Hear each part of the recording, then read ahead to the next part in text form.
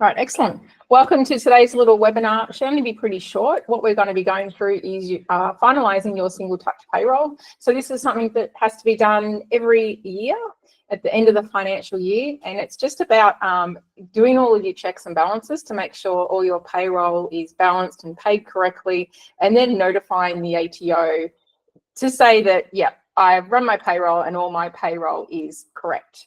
So for that, we've got a really cool checklist that Xero puts out. So I highly recommend that you follow the checklist, because that's what we're going to be following today. There's no need to reinvent the wheel when there's already a great tool out there. So with that, how do you find this tool? The way to find that is if you go into your payroll and if you click on your single touch payroll, just go in there.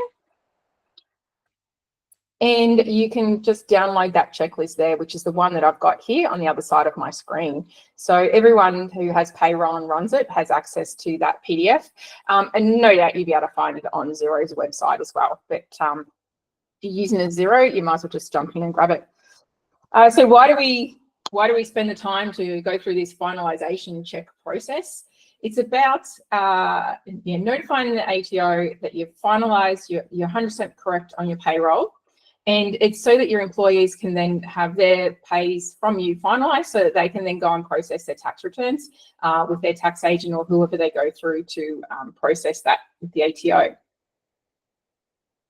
Now, where do we start? So with the checklist, the first thing is that it's talking about checking your settings. So with all Xero files, your settings are found in the back end. So if you click on your settings space, and it's firstly talking about on the checklist to check your organisational details.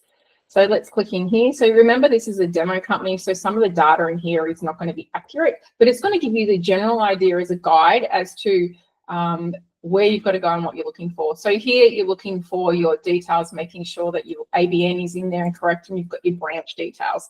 If you've been filing payroll to the ATO and you're having any problems, it's already going to be updated. You can see here in that demo company, like it didn't have a branch number. It's normally a 002, but it does change from time to time for different, depending on what your activity account number is as to why and what it changes to.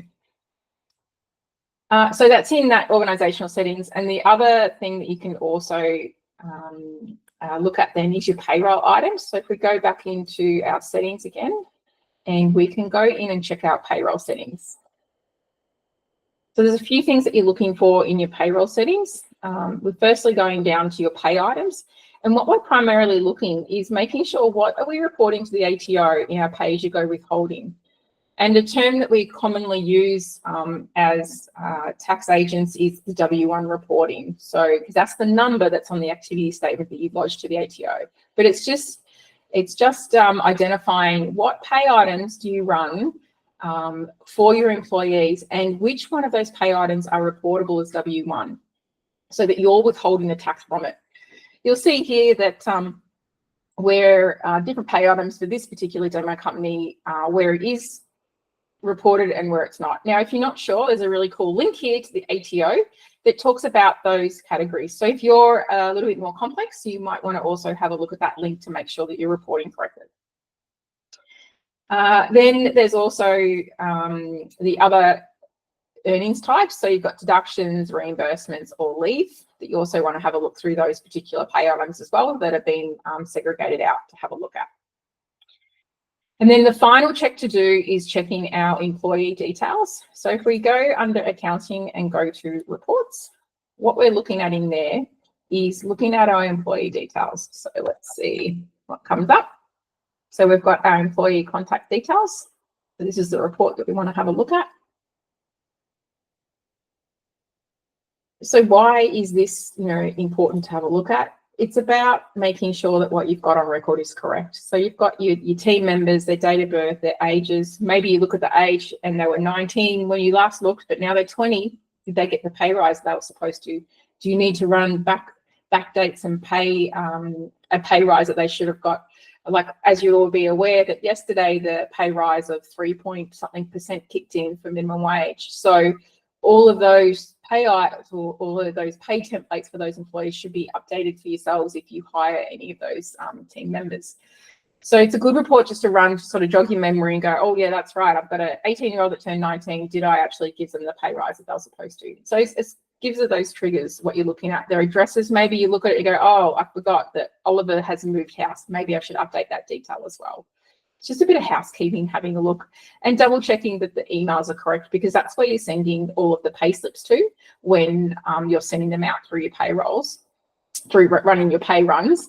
In Xero, you're sending it out to those particular employees' email addresses. So that's a really good check, just to, you know, visit it. If it's only annually, you visit it, you're having a look and you're just double checking. So that's that employees area. So that's sort of like the first page of the checklist, doing all that background checks of all your settings to make sure they're all correct, or you haven't identified anything that might need a little bit of work or have a look at. Back-end wise with payroll, if I just lean back into being the new year, so we're now in the 2026 year, you'd all be aware that superannuation has gone up to 12%. If you're a Xero user, which all of you guys are, you'll know that Xero actually updates that itself within the system. So when if you were running a pay run today, it would automatically update the super to be paid out at, or to be captured at the 12%. So that's why you're paying for a software like Xero. It automatically does it for you. Okay, so next we're talking about reconciling your pay transactions. So like in the financial year, you want to make sure that all of your reconciliation is done. If you've got a stack in there to get done, the main thing to do if you want to move through your STP finalisation is to jump in and make sure that all your payroll has been reconciled, okay? So that's going into those items you might need to reconcile and making sure that you've actually reconciled them to the correct chart for yourself. Because we're going to run some reports and it's going to need that information to make it balance.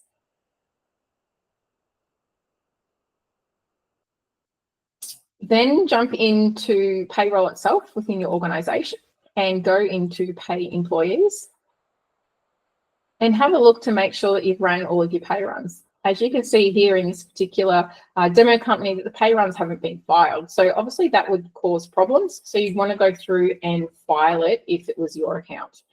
And if you still had another pay run to do for the 2025 financial year, you'd want to complete that pay run as well. As you can see, this one here is, it shouldn't affect the pay calendar. The payment date's the 1st of June. So with this one, I can see they're all in there. Obviously, they need filing, but we're not going to be doing that today.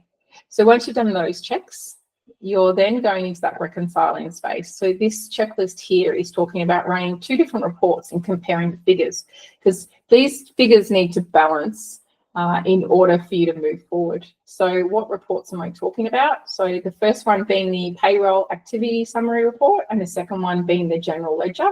And then we're going to look for these particular line items. So now if I just move this one over here, and then I've got my Payroll Activity Summary. So these are the 2 reports. I've obviously got them favorited as well, and I've already run them, or you can go to reports and find them in there as well. So I want to have a look at the last financial year. So make sure you get parameters in there. And then again, for the Payroll Activity Summary, I want the last financial year and run that report. Now this General Ledger Summary is bringing up every single chart here. It's not too extensive. You could just go through and highlight the charts that you want, which are the 3 that were on the checklist, which are the earnings, so your wages and salary, your superannuation, and your pay-as-you-go withholding, because that is what Single Touch Payroll is reporting on, is those 3 items. So under the Payroll Activity Summary, we've got the earnings, different deductions, the tax, the super, the net pay, and the payment. Can't quite see that. I will just zoom out a little.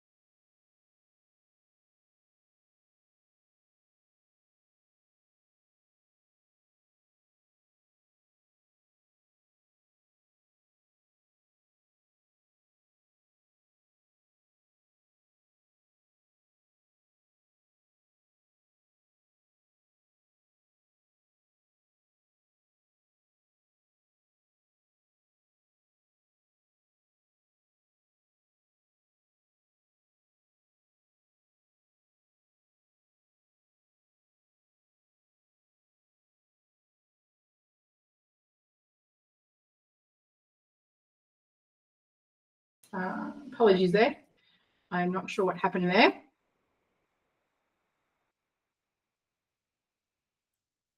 We'll keep moving through. So we're running the report again. So if I rehash, we're looking at the total earnings and we want to compare those figures to the total wages and salary. Just remember that we are in a demo company, so we'll have to wait and see what the numbers show us. So if we're looking at our wages and salary, it's about what chart are you reconciling those wages and salaries to. So down here, you can see it's here in this particular report. And we're looking for that $53,294.25. As you can see here in the demo company, that figure does not match at all, but that's where I'd be looking under, you know, those earnings to see what the earnings were, and you'd hope that that figure would match. We've already done it in some of our clients' files and those numbers match, so that's what you're looking for in there. The next one we were also looking for was our super. So we would be looking here for the SGC that was paid, so the super guarantee charge. So on the payroll activity summary, you're looking for the $7,000 there. And then when we look here on the other general ledger report, we're looking for the superannuation as well. And you can see that, neither of those figures are matching. All right, so demo company again, but you can just see the two reports we're looking for and how you're looking for those figures. And then the other one was the pay-as-you-go withholding, so what tax was held. So in the activity summary, it's looking at the 22,000, and then in here we're looking at the pay-as-you-go withholding, which is sitting at 11. So that would lead you to going, well, nothing balances in my file. What do I need to do next? And on that checklist, it gives you a bit of a guide to say you need to process an adjustment. So you can click on that link and you can go in and conduct any adjustments that you might need to undertake in there. So if in a perfect world, everything balances for you and you're, you know, you're happy with that ready to start doing that finalisation process, you can then jump into your Xero file, go to your payroll and click on the Single Touch Payroll, which was where we downloaded the checklist that I'm utilising, and it's ready to do the finalisation for the 24-25 financial year. So you click on that Go to Finalisation button, and I want to proceed to the finalisation. And you can see here it brings up all of your employees. Now, if you have an employee listed here that's no longer working for you, they were terminated, you need to make sure you've gone through that termination process as well, just so that you can keep your books clean as to what you're reporting to the ATO. However, in this case, all these team members are still employed with the demo company that we're processing the STP for, so we can see that, so we'd be confident. Another column that you need to have a look at here is the reportable fringe benefits tax column. So if you have reportable fringe benefit tax for your employees, you can enter it in here. So you just click on this button here and it says to edit the reportable fringe benefits for those employees. If you don't have it, you don't need to worry about it. Otherwise, it's fine. If you need support though, you always contact me. You can ask the questions. You can view the report for all of your employees as well to have a look at it, and you can see what's going on for the financial year. You know, it's got like the ABN, the branch codes, it's got all those earning lines as well as to what was paid out throughout the year for the organisation. And you could also even look at it individually if you wanted to for each employee, because this is all the information. So if I went to James, this information is what is given to the ATO, that when James is doing his tax return, the ATO data that is pre-filling those particular reports is all of this data that you've provided them on how much he was paid, how much tax was withheld, you know, was super paid, etc. in there. All right. I'm just going to keep going in. And then if you're confident that everything's correct, that you've done your checks, everything balances, you can go through with the finalisation.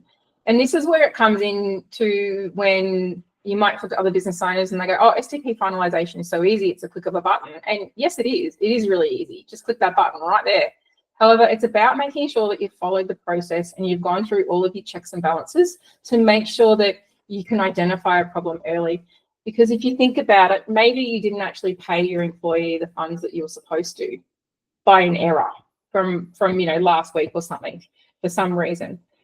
If you then finalise this and you didn't pick up on the error because you didn't do the checks, in 6 to 12 months when you're getting your accountants to do your finances for you and they found the error, you then have to run that pay for that employee to pay them the funds, but you've also probably missed that super payment. You potentially could have missed that super payment, so you'd have to undergo SGC. So doing these checks and balances right now, you're making sure that you're doing the right thing by them, you've paid them correctly, they've received the correct entitlements, and that no further errors should be picked up when you're doing your financials with your accountant as well.